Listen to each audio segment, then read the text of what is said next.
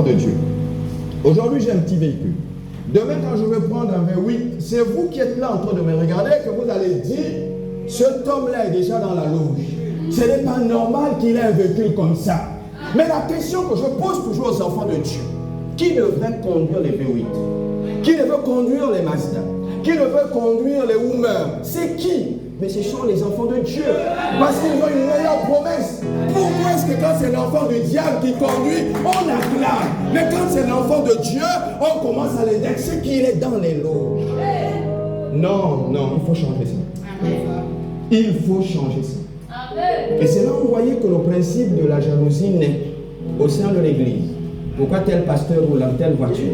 Pourquoi tel pasteur, les gens l'acclament? Pourquoi les gens aiment venir dans ce ministère? Parce qu'ici, il fait frais. Parce qu'ici, c'est caréné. Parce qu'ici, les gens sont agréables. C'est pourquoi ils viennent ici. Parce que nous voulons être à l'image de Dieu. Quelle est la description du ciel? On dit que c'est doré. Aujourd'hui, si quelqu'un se décide de construire une église dorée, on va commencer à crier sur lui que ce sont des logistes qui vont là-bas. Mais c'est l'image du ciel. C'est l'image du ciel. Les gens doivent pas être mécontents quand on voit les carreaux. Regarde comment les carreaux sont beaux. On ne doit pas être mécontents. On devrait acclamer que papa, le travail là est formidable, c'est extraordinaire. C'est ce qu'on devrait faire. Mais pourquoi on est contre? Pourquoi on est contre?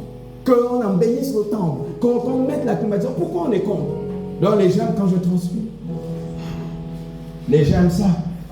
Là, il faut qu'ils restent dans la transpiration. Je te dis, même si tu es là, je ne resterai pas dans la transpiration. Le Dieu des cieux nous donnera le succès. Nous, on va bâtir, on va acheter l'esprit, on va construire. Ah oui? Vous pouvez être mécontent, on va construire. L'or et l'argent appartiennent à Dieu. Ça, c'est important de comprendre. Il faut te souvenir que ta pensée est matière créatrice. Ta pensée est matière créatrice. Tu attires tout ce qui te vient à l'esprit. Tu attires tout ce qui te vient à l'esprit. Vous savez, aujourd'hui, les gens ont commis des crimes. C'est pas qu'il a improvisé. C'est parce qu'il avait déjà ça dans la pensée. Il a simplement fait que matérialiser. Mais comment ça se fait? Tu n'as pas une pensée d'élévation. Pourquoi est-ce que tu vas toujours penser comme un poussin? Mets-toi à la place des legs et regarde dans les hauteurs. Parce que tu es appelé à être grand. On doit te respecter.